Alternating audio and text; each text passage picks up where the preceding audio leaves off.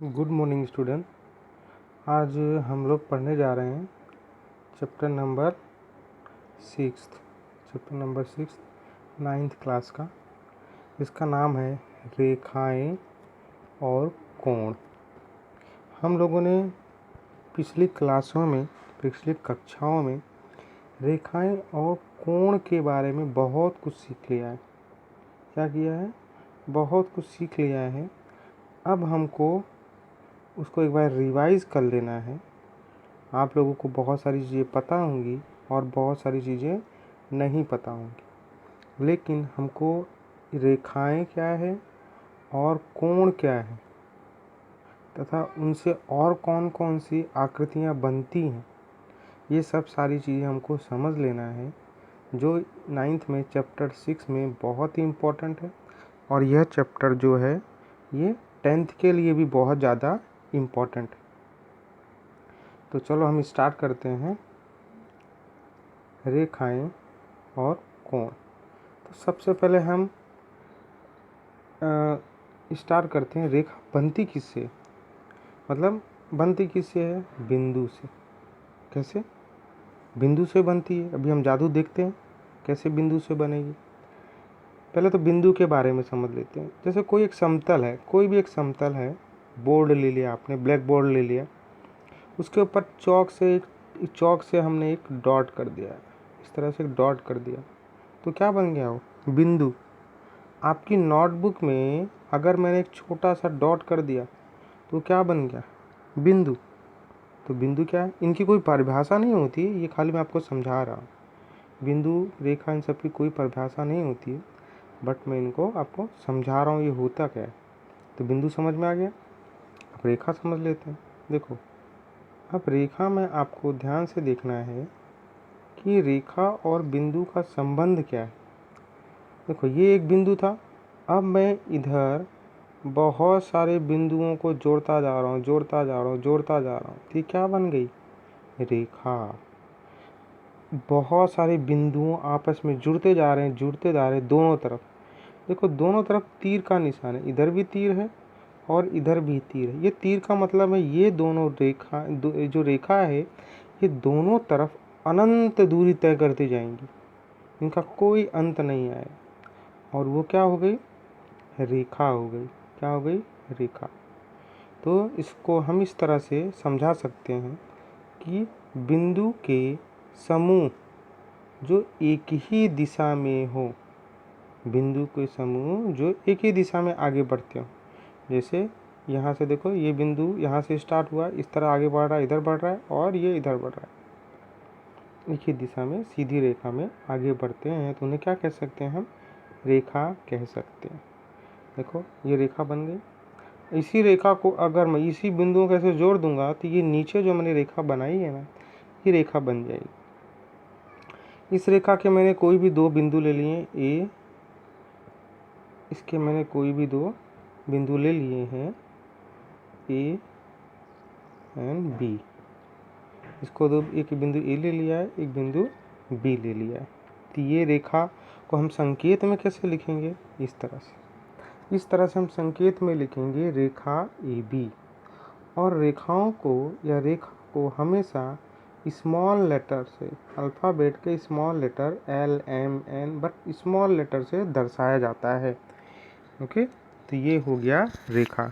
तो रेखा किससे बनते हैं? बिंदुओं के समूह से बनती है। रेखा जो है वो बिंदुओं के समूह से बनती है, यानी बिंदु और रेखा दोनों में बहुत गहरी दोस्ती है। अब आगे पहुंच जाते हैं, रेखाखंड। अब जो ये रेखाखंड है, इसका नाम ही ऐसा है, नाम अपने इसके नाम में सब कुछ छुपा हुआ है। क्या छुपा हुआ है? रेखा का खंड, रेखा का एक भाग, रेखा का खंड, रेखा का एक भाग। ओके, कैसे देख लेते हैं परिभाषा से पहले। परिभाषा है, रेखा का वह भाग अथवा खंड जिसके दो अंत बिंदु हो तो वो रेखाखंड कहलाता है। रेखा का वह भाग जिसके दो अंत बिंदु हो। अभी मैंने जैसे समझाने के लिए आपको बताया है, यहाँ पे मैंने ये बताया है कि यह एक रेखा है और रेखा के यहाँ से मैंने देखो इसके दो अंत बिंदु, एक मैंने ए से कट कर दिया और यहाँ से बी से कट कर दिया, दोनों अंतिम बिंदु हो गए। अंतिम बिंदु मतलब अंतिम बिंदु हो गए। तो ये आपका यहाँ से कट कर दिया, रेखा का एक खंड ले लिया मैंने, तो ये क्या बन गया? रेखा खंड। रेखा का एक खंड ले लिया तो रेखा का एक खंड बन गया। अब इसको संकेत में कैसे दर्शा सकते हैं? संकेत में इसको इस तरह से दर्शा सकते हैं, इसके बिंदु हैं ए और बी। तो रेखाखंड क्या है? इसके दोनों दो अंत बिंदु होते हैं, या तो ना इधर आगे बढ़ेगा ना तो इधर आगे बढ़ेगा, दोनों बिंदु अंत बिंदु हो गए। तो ये आ गया आपका रेखाखंड। अब आगे देखते हैं किरण। किरण क्या होती है? तो किरण रेखा का वह भाग जिसका एक ही अंत बिंदु हो। रेखा का वह भाग जिसका एक ही अंत बिंदु हो उसे किरण कहते हैं। कैसे? देख लेते हैं, समझ लेते हैं कि देखो ये एक रेखा है, ये रेखा है। अब इस रेखा के अंदर हम एक ही अंत बिंदु बोला है, किसी भी साइड से, या इस साइड से कट कर दें या इस साइड कर दें, कोई एक साइड से एक ही अंत बिंदु है, कोई एक साइड से कट करेंगे। तो मैंने इसको यहाँ से कट किया ए से, यानी इसका एक अंत बिंदु हो गया। ये इसका क्या हो गया? अंत बिंदु। ये आगे नहीं बढ़ेगा, अंत बिंदु। और ये कौन सा बिंदु है? ये अनंत बिंदु। ये आगे बढ़ता जाएगा, आगे बढ़ता जाएगा। तो रेखा का वह भाग जिसका एक ही अंत बिंदु हो उसे किरण कहते हैं। ये किरण बन गया। क्या बन गया? ये किरण। ये किरण बन गया, ए बी किरण हो गया। अब इसको संकेत में कैसे दर्शाते हैं? इस तरह से, किरण ए बी। ओके, अब चलो आगे पढ़ लेते हैं। अब इसके बाद आता है सरेख बिंदु। सरेख बिंदु या सुरेख बिंदु भी कहते हैं इसको, दोनों कहते हैं। इंग्लिश में इसको कहते हैं कोलिनियर पॉइंट। इंग्लिश में क्या बोलते हैं इसको? Collinear point. तो कोलिनियर पॉइंट इंग्लिश में कहते हैं, हिंदी में बोलते हैं सरेख बिंदु। आपको नाम से ही पता चल रहा हो कि सरेख एक ही रेखा पर आए हुए बिंदु, एक ही रेखा पर गए, तीन या तीन से ज़्यादा या तीन या अधिक बिंदु एक ही रेखा पर स्थित हों तो वो सरेख बिंदु कहलाते हैं। आपको ज़्यादा से ज़्यादा परिभाषाएं कहाँ से मिल जाएंगी? उनके नाम से पता चल जाती हैं, उनके नाम से ही पता चल जाते हैं। उनके नाम के अनुसार उनके काम और गुण होते हैं। वापस देख लेते हैं सरेख बिंदु। यदि तीन या अधिक बिंदु एक ही रेखा पर हो, एक ही रेखा पर स्थित हों तो वे सरेख बिंदु कहलाते हैं। जैसे उदाहरण के रूप में ये देख लो, यहाँ पे एक रेखा बनी हुई है, इस तरह से एक रेखा बनी हुई है। अब इसमें कितने बिंदु हैं? देखो 1 2 3, ए बी सी, तीन बिंदु हैं, तीनों एक ही रेखा पर स्थित हैं। तो इसे क्या कहेंगे हम? इसे हम कहेंगे बिंदु ए बी सी। तीनों बिंदु कैसे बिंदु हो गए? सरेख बिंदु हो गए। समझ में आ गया आपको? अब आगे चलते हैं। इसके बाद है असरेख बिंदु। असरेख बिंदु यानी जो सरेख बिंदु ना हो, यानी इसको इंग्लिश में बोलते हैं नॉन कोलिनियर पॉइंट्स। तो जो बिंदु सरेख बिंदु ना हो तो उसे असरेख बिंदु कहते हैं। कितना सरल है। अब जैसे ये एक रेखा हो गई, जैसे ये एक रेखा हो गई। अब रेखा में दो बिंदु तो हैं, एक ए है दूसरा बी है, लेकिन देखो आप सी बिंदु और डी बिंदु ये रेखा पर नहीं है, ये रेखा पर नहीं है, इसलिए इसको क्या कहेंगे हम? असरेख बिंदु। बिंदु सी और डी दोनों कैसे बिंदु हो गए? असरेख बिंदु हैं। क्लियर? असरेख बिंदु भी। अब आगे देख लेते हैं। इसके बाद आता है कोण। कोण भी बहुत सरल है। अब कोण, आपने ध्यान से कोण को कभी देखा नहीं है बेटा?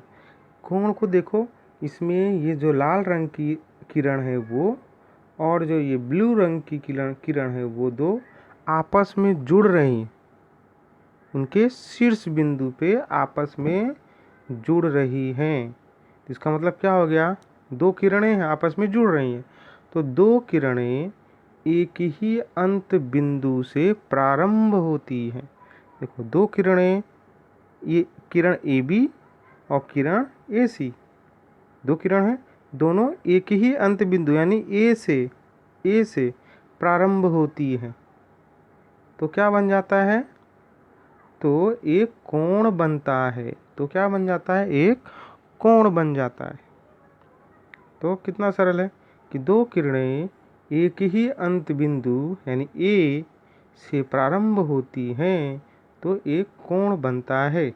आकृति में बताया गया है कोण, देख लेते हैं कोण। अब इसका नाम हम कैसे लिख सकते हैं, कोण बी ए सी। जहाँ पे ये कोण बन रहा हो ना उसको बीच में लेते हैं, इसको जहाँ पे कोण बन रहा है ना उसको बीच में लेते हैं, ए को बीच में लेते हैं। बी और सी उसकी बॉडी गार्ड है, मेन कोण तो ए है, तो बी और सी उसके क्या है, बॉडी गार्ड है, इसलिए हमेशा ए बीच में आएगा। इस तरह से इसको लिखते हैं कोण बी ए सी, या अगर इसको संकेत में लिखेंगे तो इस तरह से कोण बी ए सी। अब इसमें जो ये है ए बी और ए सी, ये दो इसकी भुजाएं हो गई, इस कोण की दो भुजाएं हो गई। जैसे हमारी दो भुजा होती है ऐसे इस कोण की दो भुजा हो गई। कौन कौन सी हो गई, एक तो ए बी भुजा हो गई, दूसरी ए सी भुजा हो गई। और क्या है, ये जो ए बिंदु है वो कैसा बिंदु है, शीर्ष बिंदु है और उभयनिष्ठ भी है। उभयनिष्ठ का मतलब क्या होता है, जो दोनों किरण में, किरण ए बी में भी हो और किरण ए सी में भी हो, तो उसको क्या कहते हैं हम, उभयनिष्ठ। और उभयनिष्ठ बिंदु भी है और कोण का शीर्ष बिंदु भी है, ये ए। इस तरह से हमने क्या समझ लिया, कोण। ओके, अब आगे पढ़ते हैं कोण के प्रकार। तो हम छोटी कक्षाओं से पढ़ते आ रहे हैं, लेकिन किताब में दिया है और थोड़ा सा हम उसको रिवाइज कर लेते हैं। तो कोण के प्रकार, तो पहला होता है न्यून कोण। न्यून कोण देखो ये आकृति में दिया हुआ है, ये आकृति में दिया हुआ है। ये थोड़ा सा ध्यान रखना है कि जिसका कम मुंह, ये मुंह कम खुला हो, जिसका मुंह इस तरह से छोटा खुला हो, न्यून खुला हो। कम का मतलब न्यून कम खुला हो। जैसे मम्मी जब रोटी खिलाती है आपको तो आप क्या करते हो, छोटा मुंह खोलते हो। लेकिन अगर मम्मी आपको दाबेली या पिज़्ज़ा खिलाए तो कैसे बड़ा मुंह खोल देते हो। इसी तरह न्यून कोण में आपका छोटा मुंह खुलता है, यानी छोटा कोण बनता है। कैसे देख लेते हैं, ये न्यून कोण की आकृति है। और न्यून कोण होता क्या है, देखो ये जो न्यून कोण है ये 90 से तो बड़ा होता है, 90 डिग्री से बड़ा होता है, लेकिन 90 से छोटा होता है। 90 से, ये छोटे की निशानी है ना, ये छोटे की निशानी है, 90 से छोटा होता है और 0 से बड़ा होता है। न्यून कोण हमेशा क्या होता है, 90 से छोटा, 90 से छोटा और 0 से बड़ा होता है। अब आ जाते हैं समकोण। समकोण में क्या होता है, समकोण तो बहुत सरल है, जो 90 अंश का कोण बनाता हो, यानी जो इस तरह से इसके ऊपर सीधा 90 अंश का कोण बनाता है उसे क्या बोलते हैं, समकोण। उसे समकोण बनता है। उसके बाद आ जाता है अधिक कोण। अधिक कोण का मतलब, अब आप पिज़्ज़ा खा रहे हो, आपका मुंह बड़ा हो गया है बहुत, इस तरह से आपका मुंह बड़ा खुल गया है, तो उसे बोलते हैं अधिक कोण। अब अधिक कोण को कैसे समझाएंगे कि अधिक कोण जो होता है वो 180 से छोटा, ये छोटे की निशानी, 180 से छोटा होता है लेकिन 90 से बड़ा होता है। 180 से छोटा और 90 से बड़ा, यानी अधिक कोण हो गया। उसके बाद क्या आता है, ऋजु कोण। अब ऋजु कोण क्या है, ऋजु कोण को हम रैखिक कोण भी कहते हैं। ऋजु कोण को हम क्या कहते हैं, रैखिक ऋजु कोण को कहते हैं हम रैखिक कोण। रैखिक कोण भी कहते हैं। क्या कहते हैं? रैखिक कोण। कैसे? देखो आप, एक एक रेखा पर जो सीधी रेखा है उसके ऊपर जो कोण बना है वो कितने का होगा? आप चांदे से उसको मापोगे तो चांदे में कितना बताएगा? 180 डिग्री। तो जो कोण 180 डिग्री का होता है उसे हम ऋजु कोण कहते हैं, अथवा रेखा पे सीधी रेखा पर बना है इसलिए इसको क्या बोलेंगे? रैखिक कोण। रेखा पर बना है इसलिए रैखिक कोण बोलेंगे। ओके, ठीक है, समझ में आया। अब आ जाते हैं प्रतिवर्ती। प्रतिवर्ती का मतलब क्या होता है? उल्टा। प्रतिवर्ती का मतलब होता है उल्टा। अब देखो, जैसे पहले ये कोण समझ लो यहाँ पे था, ये इसी को ले लेते हैं हम, ऋजु कोण से समझ लेते हैं। यहाँ से कोण था, अभी ये जो ए बी था इसको मैंने क्या किया? ए बी को इस तरह से इधर ले लिया, इस तरह से इधर ले लिया। तो ये जो कोण था वो क्या हो गया? 180 से ज़्यादा हो गया। 180 तो पहले से था, जो ब्लू लाइन है वो 180 थी, बट जो ये ग्रीन लाइन है वो कितनी है? 180 से ज़्यादा। तो प्रतिवर्ती कोण कैसे होते हैं? देखो, प्रतिवर्ती कोण 360 से कम, 360 से कम।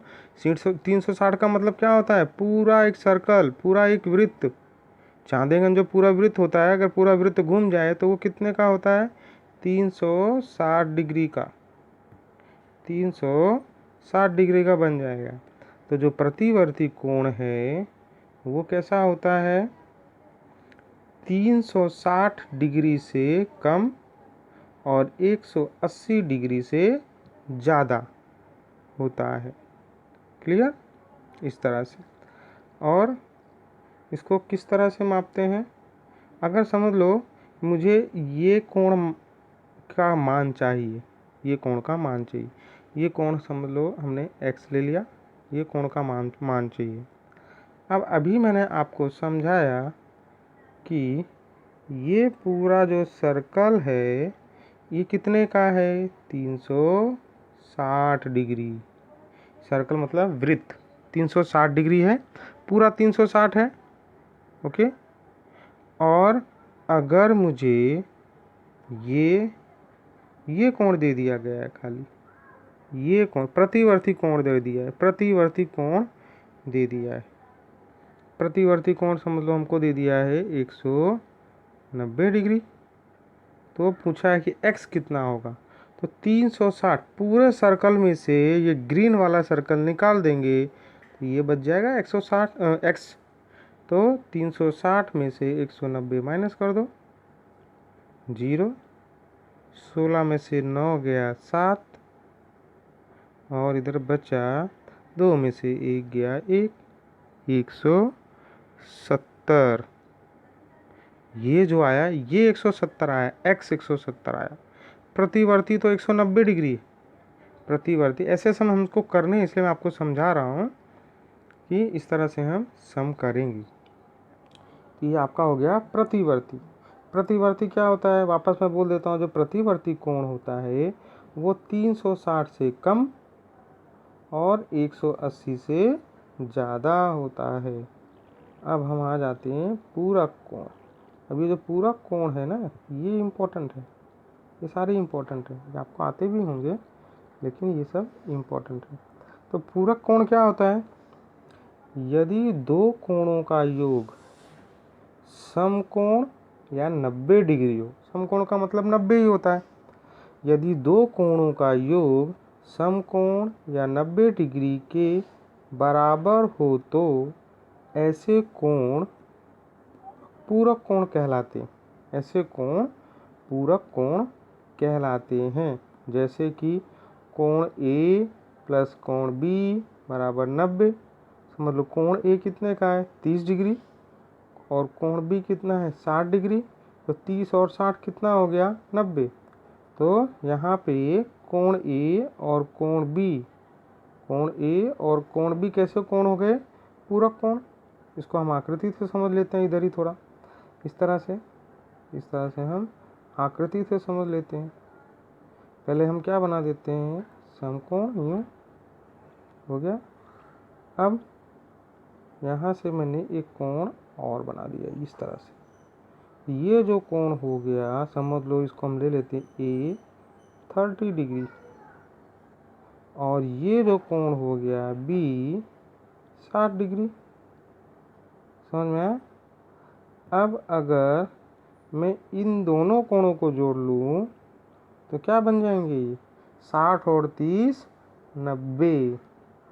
60 और 30 90 हो गए, यानी समकोण बन गया, 90 कोण बन गया। तो ये वाला कोण और ये वाला कोण, कोण ए और बी क्या हो गए, पूरक कोण हो गए, दोनों पूरक कोण हो गए।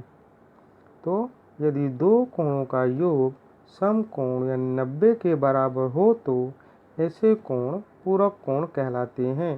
जैसे ए बी दोनों का प्लस किया और 90 मिल गया। इसके बाद आ जाते हैं समपूरक कोण। ये भी इसके जैसा ही, थोड़ा सा अलग है खाली। इसका अलग क्या है, यदि दो कोणों का योग 180 के बराबर हो तो, पूरक में क्या था 90 के बराबर हो, दो कोणों का योग 90 के बराबर हो तो पूरक कोण, और दो कोणों का योग 180 के बराबर हो तो ऐसे कोण को समपूरक कोण कहते हैं अथवा कहलाते हैं। जैसे कोई आकृति ले लेंगे, भी हम आकृति से भी समझा देंगे कि एक कोण है ए, वो 100 डिग्री का है, दूसरा कोण है बी 80 डिग्री का है, और दोनों को हमने प्लस कर दिया तो कितने का हो गया, 180 डिग्री। तो ए और बी, कोण ए और बी कैसे कोण हो गए, समपूरक कोण हो गए। कैसे, देख लेते हैं। 180 का मतलब क्या हुआ बेटा, स्ट्रेट लाइन, सीधी लाइन, ये सीधी लाइन। अब यहाँ से हमने समझ लो इस तरह से कोण बना दिया। अब इसके अंदर ये जो कोण है ये आपका समझ लो 80 डिग्री हो गया। कौन सा कोण है ये, बी, ये बी कोण 80 डिग्री का हो गया। और इसके बाद ये जो ए कोण है, ये ए कोण है, ये कितनी डिग्री का हो गया, 100 डिग्री का हो गया। कितने डिग्री का, 100। अब ये देखो हमने ऊपर पढ़ा था रैखिक युग्म कोण जो होते हैं वो कितने के होते हैं, 180। तो ये जो पूरा टोटल होगा ना बेटा, ये 180 होगा, 100 प्लस 80 तो 180। तो हो गए कोण ए और कोण बी दोनों का संयोग, दोनों का योग कितना हो रहा है, 180। यानी ये कैसे कोण हो गए, पूरक कोण हो गए। तो यदि दो कोणों का योग 180 अंश के बराबर हो तो ऐसे कोण को समपूरक कोण कहलाते हैं। कोण ए 100, कोण बी 80, 180। अब इसके बाद आ जाते हैं आसन्न कोण। आसन्न कोण का मतलब क्या समझने का पता है आपको, पड़ोसी कोण। ये आपके पड़ोसी, जो आपके पड़ोसी है ना, उनको याद रखने का, जब भी आसन्न कोण आए ना तो पड़ोसी कोण आ गए। ओके। अब जैसे यहाँ पे समझ लो ये x है, ये कोण x है और ये कोण y है। तो आप देख रहे हो इसके अंदर जो ये BD है, किरण BD, ये दोनों में है, उभयनिष्ठ है। किसमें, इस वाले x वाले कोण में भी है और y वाले कोण में भी है। तो एक किरण उभयनिष्ठ है और ये बिंदु B ये भी उभयनिष्ठ है, ये इस कोण में भी है और इस कोण में भी है। तो जहाँ पर एक भुजा और एक बिंदु दोनों उभयनिष्ठ हों तो ऐसे कोणों को हम क्या बोलते हैं, आसन्न कोण या पड़ोसी कोण। अब आपको देख के लग रहा है ये कोण ये इसके क्या है, पड़ोस में है, तो ये आसन्न कोण है या पड़ोसी कोण हो गया, आसन्न कोण है। अब इसकी परिभाषा देख लेते हैं। इसमें एक उभयनिष्ठ भुजा, उसमें एक उभयनिष्ठ भुजा होती है, उभयनिष्ठ भुजा क्या हो गई, BD, और एक उभयनिष्ठ शीर्ष होता है, उभयनिष्ठ शीर्ष क्या हो गया, B। उभयनिष्ठ का मतलब जो दोनों में हो, हो तो ऐसे कोणों को आसन्न कोण कहते हैं। अब यहाँ पे आसन्न कोण कौन कौन से हैं आकृति में बताए अनुसार, तो ए बी डी, कोण ए बी डी, उसके बाद कोण डी बी सी, ये दोनों आसन्न कोण है। ये कोण और ये कोण दोनों आसन्न कोण हो गए। ओके, बट अब ये देखो, ये इसकी खासियत है। अब सिंपल सी बात है कि हमने इस कोण के दो भाग किए हैं। कौन से कोण? ए बी सी के दो भाग हैं। ये पहला भाग है, ये दूसरा भाग है।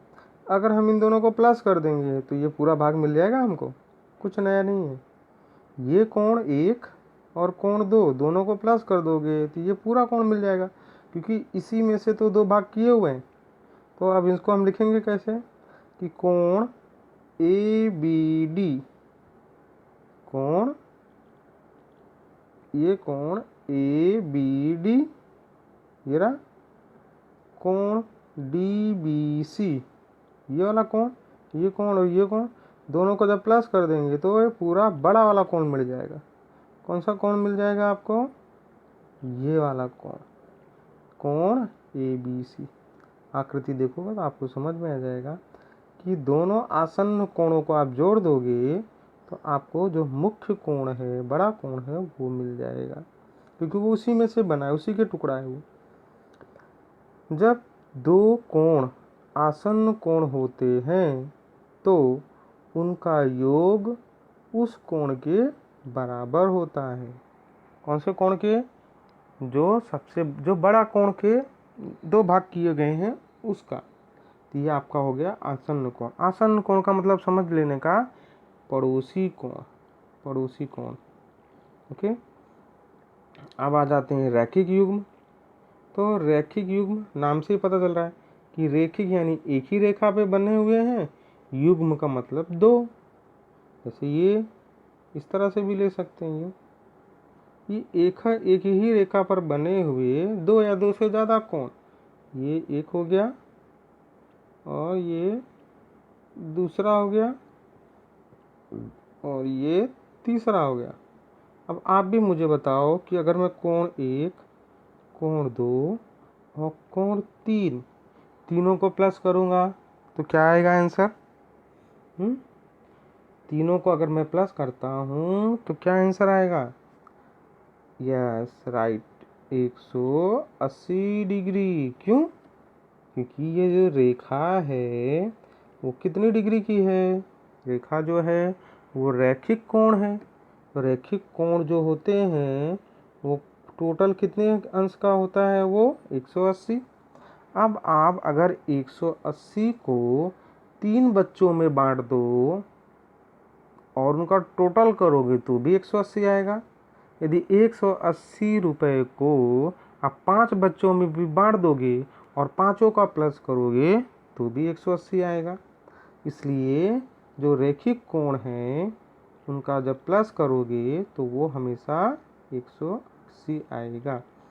की परिभाषा अब देख लेते हैं। जैसे मैंने बताया था आपको कि एक ही रेखा पर बनने वाले कोणों को रैखिक युग्म कोण कहते हैं। रैखिक युग्म, एक ही रेखा पर बनने वाले कोण को रैखिक युग्म कोण कहते हैं, जैसे मैंने आपको समझाया। अब ऊपर में थोड़ा सा और नीचे देख लेते हैं एक बार कैसे हैं। देखो यहाँ पे ये आपका चित्र है रैखिक युग्म। रैखिक का जब भी आएगा ना, रैखिक कोण हो या रैखिक युग्म हो, तो आप एक रेखा तो आएगी। क्या आएगी बेटा? एक रेखा तो आएगी। ये रेखा के ऊपर देखो, ये कोण और ये कोण युग्म है, दो है, दो कोण है। तो अगर मैं कोण एक और कोण दो का टोटल करूँगा, प्लस करूँगा, तो 180 आएगा, क्योंकि मैंने 180 को ही दो जन में बांट दिया है। 180 को ही मैंने दो जन में बांट दिया है। तो ये आपका हो गया रैखिक युग्म कोण। समझ में आया? तो कैसे हो गया? देखो, कोण ए बी डी मतलब कोण ये वाला ए बी डी, ये वाला कोण, और उसके बाद ये वाला कोण कौन सा, DBC, ये वाला कोण जो ब्लू कलर का है, DBC, कोण ABC, कोण ABD और कोण DBC दोनों कैसे हैं, रेखिक युग्म कोण, क्योंकि वो एक ही रेखा पर बन रहे हैं। अब इनका प्लस क्या होगा, इनका प्लस क्या होगा, 180 को हमने दो लोगों में बांट दिया तो प्लस भी 180 होगा कि ABD, कोण ABD प्लस कोण DBC दोनों का प्लस कर दोगे तो क्या बन जाएगा, 180 डिग्री। ठीक है, ये सारी चीज़ें आपको याद रखनी है। अच्छी तरह वीडियो 2 से 3 बार देखोगे ना तो आपको याद हो जाएंगी, और अगर ये याद हो गई तो आपको ये चैप्टर के साथ साथ जितने भी चैप्टर इससे जुड़े हुए हैं वो सब आपको बहुत अच्छी तरह समझ में आ जाएगा, और 10वीं में आपके बहुत अच्छे नंबर आए। इसलिए 10वीं की तैयारी हम अभी से कर रहे हैं, समझ में आया। अब आ जाते हैं शीर्षाभिमुख कोण। शीर्षाभिमुख कोण सीधा है, देखो इसको इंग्लिश में बोलते हैं वर्टिकली अपोजिट। अब याद करने का तरीका क्या है बेटा, शीर्ष, ऐसे कोण जिनके शीर्ष एक साथ जुड़े हुए हों, शीर्ष एक साथ जुड़ गए हों, उनको क्या बोलते हैं, शीर्षाभिमुख कोण। एक साथ जुड़ गए कैसे, देख लेते हैं। अब देखो, अब शीर्षाभिमुख कोण बनते कैसे, पहले वो बता देता हूँ, फिर उनका शीर्ष कैसे जुड़ा हुआ है वो मैं आपको समझा देता हूँ। तो एक कोण रेखा AB और CD को परस्पर बिंदु O पर प्रच्छेदित करती है। मतलब जो शीर्षाभिमुख कोण है, जो शीर्षाभिमुख कोण है, ये क्या करता है, रेखा AB, यानी देखो ये रेखा AB जो रेड कलर की है, लाल कलर की रेखा AB और CD यानी ये वाली, ये क्या करती है, CD को परस्पर O बिंदु पर प्रतिच्छेदित करती है, परस्पर O बिंदु पर प्रतिच्छेदित करती है, जिससे कि जो कोण बनते हैं उनको क्या बोलते हैं हम, शीर्षाभिमुख कोण। अब देखो शीर्षाभिमुख मैंने आपको बोला था, जो शीर्ष हैं वो आपस में सटे हुए होते हैं, उनके शीर्ष। अब ये शीर्ष देख लेते हैं, जैसे ये हुआ AOD हुआ, इसका सिर अगर हम देख लें नीचे वाला है तो इसका शीर्ष किसके साथ जुड़ा हुआ है, COB, देख रहे हो, AOD और COB का शीर्ष आपस में जुड़ा हुआ है, तो ये कोण और ये कोण दोनों कैसे हो गए, शीर्षाभिमुख कोण। कैसे हो गए, शीर्षाभिमुख कोण। इसी तरह और कौन से कोण होंगे, इसी तरह ये कोण BOD, इसके साथ किसका सिर जुड़ा हुआ है वह देख लेते हैं, कोण AOC, देखो इसका शीर्ष इसके सिर के साथ जुड़ा हुआ है, इसलिए इसको क्या बोलेंगे, शीर्षाभिमुख कोण। शीर्षाभिमुख कोण मतलब आकृति में देखो मैंने बताया, जो ये रेड कलर का है, जो ये लाल कलर से मैंने बताया है, ये शीर्षाभिमुख एक दूसरे के, और जो ब्लू कलर से पेन से किया है ये भी शीर्षाभिमुख, जिनके शीर्ष जुड़े हुए हो ऐसे कोण और शीर्षाभिमुख कोण कहते हैं। ये समझने के लिए आपको है। तो शीर्षाभिमुख कोण रेखा AB और CD को परस्पर बिंदु O पर प्रतिच्छेदित करते हैं। देखो ये दोनों कहाँ पे प्रतिच्छेदित कर रहे हैं, बिंदु O पर प्रतिच्छेदित कर रहे हैं, और ये उसी से बनते हैं। अब देख लेते हैं कैसे बनते हैं। देखो मैंने आपको समझाया, इनके दो युग्म होते हैं।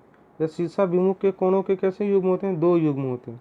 तो पहला कोण AOD भी जैसे मैंने समझा, AOD, और उसके साथ किसका सिर जुड़ा हुआ है, BOC, तो पहली युग्म हो गया। उसके बाद देख लेते हैं किसका AOC, उसके साथ किसका सिर जुड़ा हुआ है, BOD, ये हो गए। यदि शीर्षाभिमुख कोणों के दो युग्म ये और ये इस तरह से, और इसकी खासियत क्या है बेटा, कि ये दोनों हमेशा ये कोण और ये कोण समान होते हैं, ये कोण और ये कोण समान होंगे, यानी शीर्षाभिमुख कोण दोनों समान होते हैं। ये देखो, कोण AOD और कोण BOC दोनों शीर्षाभिमुख हैं और दोनों कैसे हैं, समान हैं।